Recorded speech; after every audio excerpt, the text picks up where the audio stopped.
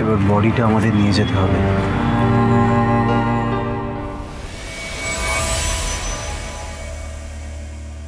কোন মুখে এসেছেন আপনি এই বাড়িতে? কোন মুখে এসেছেন? কি ভেবেছেন খারাপ সময়ে বর্দি ভাইয়ের সংসারে এই জায়গাটা নেবেন? হ্যাঁ, সেটা কিন্তু একদম টাইটাই ডিজিস হবে না।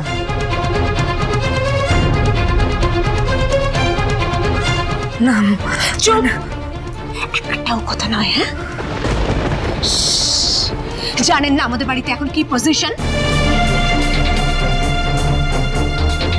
দিদি ভাই হসপিটালে আদি ফিরছে না, এমনিতেই আমরা টেনশনে আছি, আর টেনশন বাড়াবেন না, বেরিয়ে যান। আচ্ছা, আপনার কি একটু লজ্জা নেই? হ্যাঁ, চলে এসেছেন এই সময়। আমার কথাটা একটু আমি তোমরা কি শুরু করলে বলো তো? ও কি বলতে চায় একবার শুনে নাও না। বর্দা ভাই প্লিজ, ওনার কথা শুনতে হলে আপনি শুনুন। আজকে ওর জন্য বর্দি ভাই হাসপাতালে মৃত্যুর সঙ্গে লড়ছে, তাই ওর কথা শোনার আমাদের কোনো ইচ্ছে নেই।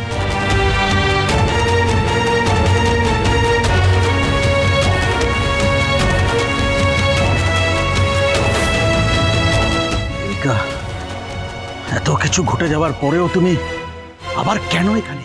কেন আসতে চাইনি? বিশ্বাস করো, আসতে চাইনি। শুভ আমাকে ফোন করেছিল, বলল দরকার আছে। মেয়েটার গলা শুনে খুব অস্থির মনে হলো,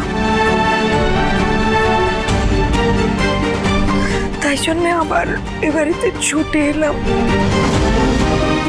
এত কিছুর পর আসতে চাইনি। শুভ তোমাকে এখানে আসতে বলেছে? ও ডেকেছে তোমাকে এখানে? আশ্চর্য, কি এমন ঘটলো যে শুভ এই মহিলাকে বাড়িতে আসতে বললো? তোমরা এখনো বুঝতে পারছো না?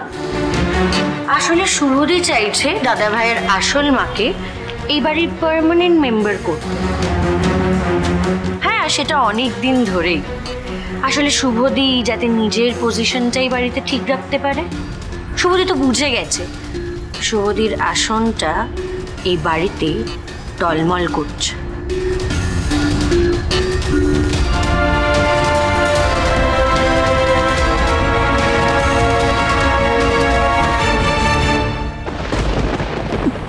কাকিমাকে আমি আসতে বলেছি।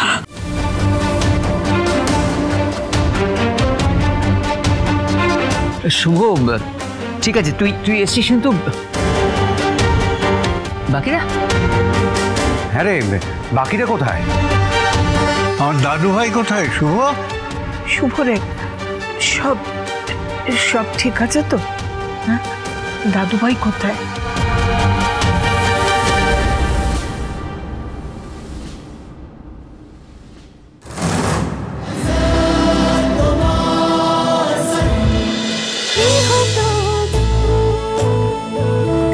গৃহপ্রবেশ সোম থেকে রবি রাত 10টায় স্টার জলসায় ও জিও হটস্টারে।